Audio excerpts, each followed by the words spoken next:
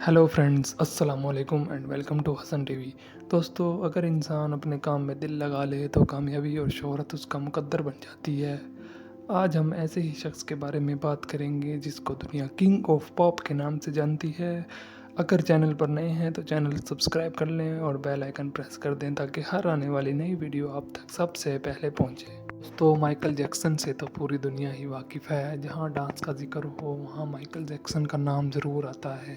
Michael Jackson 29 अगस्त 1958 को Indiana में पैदा हुआ।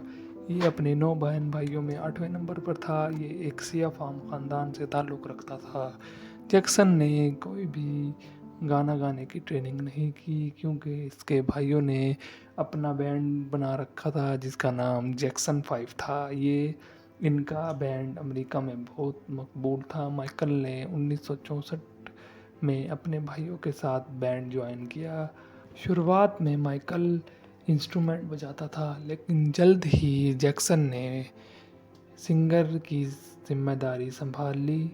जैक्सन 5 की पहली रिलीज 1969 में आई वांट यू से हुई और ये रिलीज़ बहुत ही मकबूल हुई और अमेरिका में बहुत ज़्यादा फेमस हुई और मौसीकी चार्ट्स पर सर फहरिस्त रही। इस वक्त जैक्सन की उम्र सिर्फ 11 साल थी। इस रिलीज़ की 20 लाख कापियाँ फ़रोख्त हुई थी। इसके बाद माइकल की मुलाकात फेमस सिंगर क्विंस जोन्स से हुई। इसने माइकल को अपना सोलो एल्बम बनाने का मशवरा दिया। इस मशवरे का नतीजा classic disco album of the wall की शक्ल में ज़ाहिर हुआ और ये एल्बम बहुत ही मकबूल हुआ। इस एल्बम की 1 करोड़ कापियाँ फ़रोख्त हुई थी। इस एल्बम में don't stop till you get enough और रॉक विद यू जैसे मशहूर गाने शामिल थे। अब माइकल कामयाबी की सीढ़ियाँ चढ़ने लगा था और लोग इसे पसंद करने लगे थे। हालांकि ये सिया फार्म था लेकिन ये फिर भी लोगों के दिलों में जगह बनाने लगा था। इसके बाद 1982 में माइकल ने अपना पॉप म्यूज़िक एल्बम थ्रिलर पेश किया। इस एल्बम ने पॉप म्यूज़िक की तारीख ही बदल दी।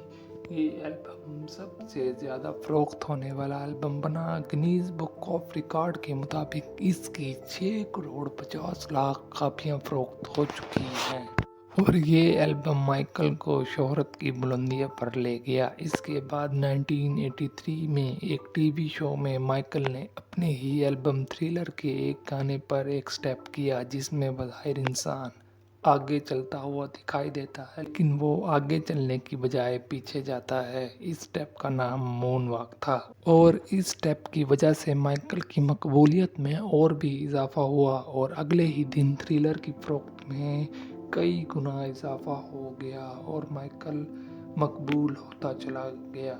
इसके बाद 1987 में अपने एल्बम बैड में माइकल अचानक सिया फार्म से सफ़ेद फार्म नज़र आया और ये अफवाहें उड़ने लगी कि माइकल ने प्लास्टिक सर्जरी या स्किन ब्लीचिंग कराई है लेकिन माइकल ने इन सब अफवाहों का जवाब एक इंटरव्यू में दिया This is the situation. I have a skin disorder that destroys the pigmentation of the skin. It's something that I cannot help.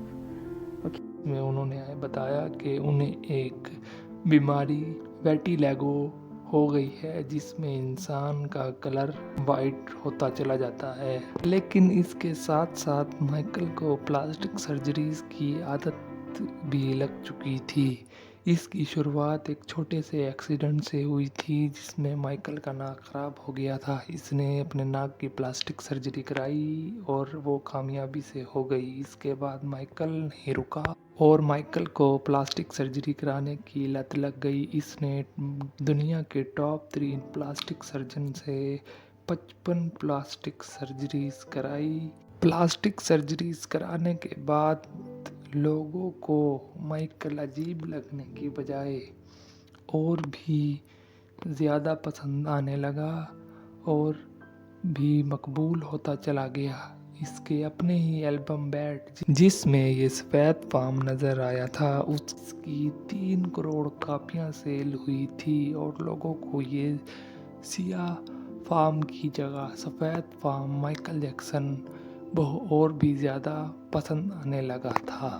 اس کے بعد مائیکل نے اپنا پہلا سولو ٹور کیا۔ بیڈ کے کنسرٹس میں جدید جادوئی کمالات اور لیزر کا استعمال تھا۔ وہیں ایک موقع پر مائیکل کرین کے اوپر سے گزرتا اور شائقین کو لطف اندوز کرتا۔ اسی ٹور کے اختتام پر اس نے اپنی بائیوگرافی میں لکھا کہ وہ دنیا کا تنہا ترین انسان ہے۔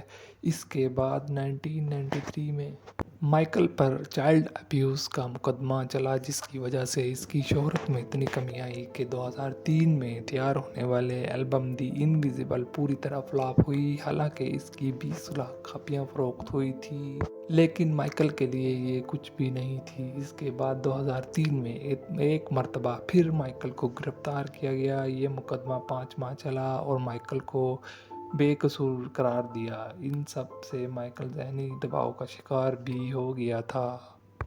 اب مائیکل موسیقی سے دور ہو گیا تھا، لیکن مارچ 2009 میں ایک پریس کانفرنس میں اعلان کیا کہ میں آخری پرفارمنس کروں گا۔ These will be my final show performances in London.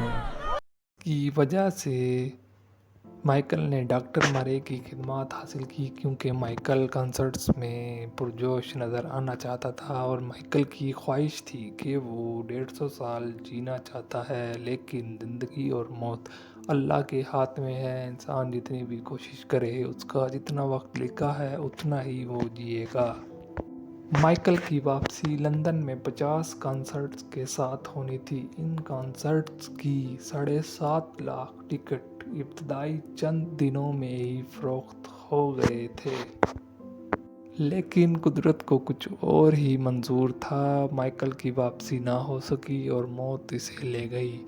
25 جون 2009 کو پروپوفول نامی دوا کی غیر معمولی مقدار لینے پر مائیکل کے حرکت قلب بند ہو گئی اور کنگ آف پاپ جو 150 سال جینا چاہتا تھا، وہ 50 سال کی عمر میں اس دنیا سے چلا گیا اور اپنے شائقین کو افسردہ کر گیا۔